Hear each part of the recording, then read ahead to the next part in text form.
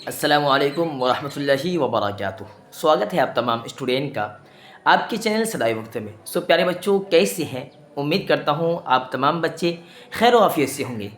तो चलिए प्यारे बच्चों, आज की इस क्लास को फटाफट शुरू करते हैं। प्यारे बच्चों, आज जो आप लोगों का क्लास होने के लिए जा रहा है, ये वस्तानिया परीक्षा वर्ष 2026 उर्दू पार्ट 3 क्लास। आपको हमने पार्ट 1 पार्ट 2 कराया और ये 3 क्लास है और बहुत ही मज़ेदार क्लास होने वाला है ये, क्योंकि इस क्लास के अंदर आपको हम 5 मार्क्स एंड 2 मार्क्स का जो क्वेश्चन होता है वही करवाने वाले हैं, यानी कि लॉन्ग क्वेश्चन आंसर आपको बताने वाले हैं। तो चलिए फटाफट क्लास को शुरू कर लेते हैं। सबसे पहले यहाँ पे देख सकते हैं आप, लिखा हुआ है तवील सवालात मा जवाबात। क्लास शुरू करने से पहले एक छोटा सा रिक्वेस्ट है आपसे कि अगर आप इस चैनल पर पहली बार विजिट किए हैं तो ज़रूर चैनल को सब्सक्राइब कीजिएगा प्यारे बच्चों, क्योंकि एग्ज़ाम से रिलेटेड वीडियो आपके लिए लाते रहते हैं और प्रॉपर एग्ज़ाम की तैयारी आपको इसी चैनल पर कराई जाएगी। इसलिए चैनल को ज़रूर सब्सक्राइब करके रख लीजिएगा अगर आप एग्ज़ाम के अंदर पास होना चाहते हैं, फर्स्ट डिवीज़न लाना चाहते हैं। तो प्यारे बच्चों, क्लास क्वेश्चन नंबर यहाँ पे 1 में पूछा जा रहा है कि जहांगीर के फैसले के बाद औरत ने क्या कहा। जहांगीर के फैसले के बाद औरत ने क्या कहा। तो आपके पास यहाँ पे जवाब में लिखा हुआ, चूँकि ये तवील सवालात है, लॉन्ग क्वेश्चन है, तो इसका आंसर भी लॉन्ग होगा। 5 मार्क्स का ये क्वेश्चन है। अगर आप इस एक क्वेश्चन का आंसर दे देते तो आपको कितना मिलेगा?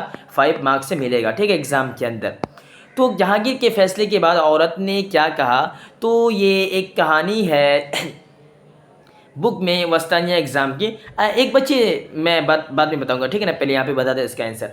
जहांगीर का फैसला सुनकर औरत नहायत शर्मिंदा हो गई और बेहद मुतासिर होकर माफ़ी की दरख्वास्त की और कहा कि अब किसी को कत्ल करने से मेरे शोहर की वापसी मुमकिन नहीं, इसलिए मैं बदला नहीं ले सकती हूँ। यानी कि एक औरत है जिसके शोहर को जहांगीर जो बादशाह है उनकी मोहतरमा ने तीर चलाकर मार दिया था अचानक से। तो वो जहांगीर बादशाह के दरबार में आई और उन्होंने अर्ज़ किया कि या बादशाह सलामत, हमारे शोहर को किसी ने तीर चलाकर मार दिया है। तो जहांगीर ने कहा कि वो कौन सा बदनसीब है, वो कौन से लोग हैं, कौन आदमी है जिसने आपके शोहर को जान से मार दिया है। तो कहा कि वो आपकी मोहतरमा है, यानी कि जहांगीर बादशाह की वाइफ ही अचानक तीर चलाई थी भूल चूक में, और ये जो औरत है इनके पति को, इनके हस्बैंड को, जो कह लीजिए आप शोहर को, तीर जाके लग गया था, ठीक है। तो वो दरबार में आई तो जहांगीर ने बग़ैर कुछ सुने हुए तहक़ीक़ बात की बात सच्ची पाई, तो उन्होंने ये हुक्म दिया कि आप जिस तरीके से आपके शोहर को इन्होंने मार डाला है उसी तरीके से इनकी फांसी होनी चाहिए। तो जहांगीर का ये फैसला सुनकर औरत नहायत शर्मिंदा हो गई कि एक बादशाह सलामत अपनी ही वाइफ को फांसी देने के लिए कह रहे हैं। तो उन्होंने कहा कि बेहद मुतासिर होकर दरख्वास्त की और कहा कि अब किसी को कत्ल करने से मेरे शोहर की वापसी मुमकिन नहीं। यानी कि अगर आप अपनी वाइफ को फांसी ही दे देते हैं तो उसके बाद भी मेरे शोहर वापस नहीं लौट पाएंगे, ये कहकर वो शर्मिंदा होकर ये कह दी, ठीक है। उनके बाद जहांगीर की जो वाइफ थी उनका जो फांसी है वो नहीं हुआ था, ठीक है ना। तो समझ गए यहाँ पर जहांगीर के फैसले के बाद औरत ने क्या कहा। तो जहांगीर का फैसला सुनकर औरत नहायत शर्मिंदा हो गई, बेहद मुतासिर होकर दरख्वास्त की कि अब किसी को कत्ल करने से मेरे शोहर की वापसी मुमकिन नहीं है, इसलिए मैं बदला नहीं ले सकती हूँ, ठीक है। तो कुछ इस तरीके से आप लोगों को भी जवाब दे देना, ठीक है बच्चों। आगे यहाँ पे देखिए क्वेश्चन लिखा हुआ है कि सवाल, आप तो ज्ञानी पंडित मालूम होते हैं, बैरागी ने बादशाह से ये क्यों कहा। आप तो ज्ञानी पंडित मालूम होते हैं, बैरागी ने बादशाह से ये क्यों कहा। तो जवाब में आप लिखा हुआ है कि जवाब, बादशाह वाजिद अली शाह ने बैरागी से कहा कि हमने भी कृष्ण लीला लिखी है, वह महल में खोली जाती है। यह बात सुनकर बैरागी ने हैरत से कहा कि आप तो ज्ञानी पंडित मालूम होते हैं। बादशाह वाजिद अली शाह ने क्या कहा बैरागी से कि हमने भी कृष्ण लीला लिखी है, वह महल में खोली जाती है। यही बात को सुनकर बैरागी ने हैरत से कहा कि आप तो ज्ञानी पंडित मालूम होते हैं। तो कुछ इस तरीके से आपको भी याद कर लेना, ठीक है। ये जो आपका क्वेश्चन है ना, एक क्वेश्चन बहुत ही ज़्यादा इंपॉर्टेंट है और ये 5 मार्क्स का आपका होगा, ठीक है। उसके बाद क्वेश्चन नंबर 3 में यहाँ पे लिखा हुआ है कि सालिम अली की ज़िंदगी के बारे में एक नोट लिखें। क्या लिखा हुआ है? सालिम अली के ज़िंदगी के बारे में एक नोट लिखें, ठीक है। तो आपको यहाँ पे जवाब में इस तरीके से लिखना है जिस तरीके से मैं बता रहा हूँ, ठीक है। लिखा हुआ कि सालिम अली की पैदाइश 12 नवंबर 1994 को मुंबई को खेतवाड़ी इलाके में हुई। 10 साल की उम्र में यतीम हो गए कौन? सालिम अली। उनकी परवरिश मामू ने की। अब यहाँ पे देखिए, मैं जो अभी आपको बता रहा हूँ प्यारे बच्चों, ये लॉन्ग क्वेश्चन है, सब्जेक्टिव है, इसी में आपका ऑब्जेक्टिव छुपा हुआ है। ऑब्जेक्टिव में ज़रूर ये पूछा जाएगा आपके एग्ज़ाम के अंदर। मैं भी आपको, अगर मैं ऑब्जेक्टिव क्वेश्चन करवाऊंगा, उसमें ये क्वेश्चन ज़रूर आएगा कि सालिम अली की पैदाइश कब और कहाँ हुई। तो पहली लाइन आप उठाकर देख लीजिएगा, सालिम अली की पैदाइश 12 नवंबर 1894 में हुई। कहाँ हुई? तो मुंबई को खेतवाड़ी इलाके में हुई है, ठीक है। तो आप बहुत ही ज़्यादा, ये लाइन इंपॉर्टेंट है आपके लिए। एक ही जवाब में बहुत सारे जवाब छुपे हुए हैं, बस आपको ध्यान से क्लास को करना है, तभी आपके समझ में आने वाला है, ठीक प्यारे बच्चों।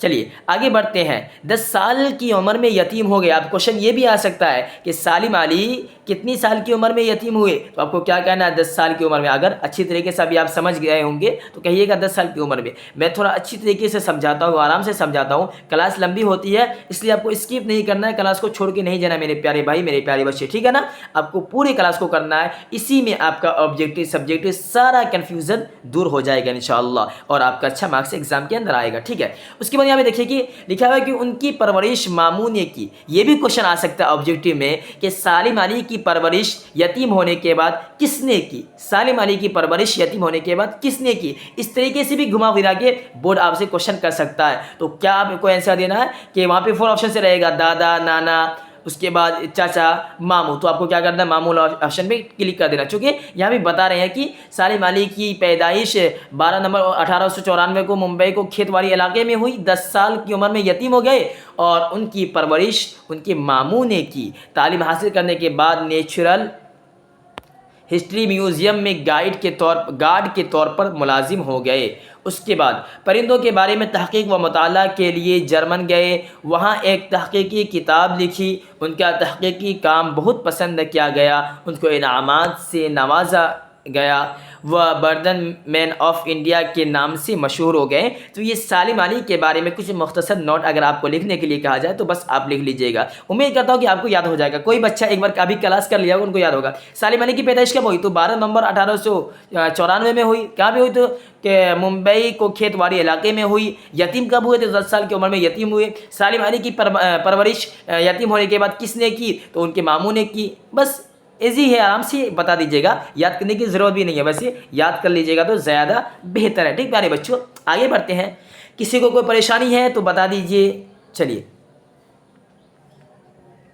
अब आगे क्वेश्चन लिखा हुआ है कि सवाल, आसिम बिहारी ने पसमानदा तबकात को बेदार करने के लिए किन किन इलाकों का दौरा किया? सालिम अली ने पसमानदा तबकात को बेदार करने के लिए किन किन इलाकों का दौरा किया? तो यहाँ पे आपको जवाब में देना है कि आसिम बिहारी ने पसमानदा तबकात को बेदार करने के लिए बिहार, शमाली व जनूबी हिंदुस्तान के बेशुमार इलाकों में ऑल इंडिया मोमिन कॉन्फ्रेंस के तहत दौरा किया और तहरीक आज़ादी और गरीबों और पसमानदा लोगों की हालत की बेहतरी के लिए काम शुरू किया।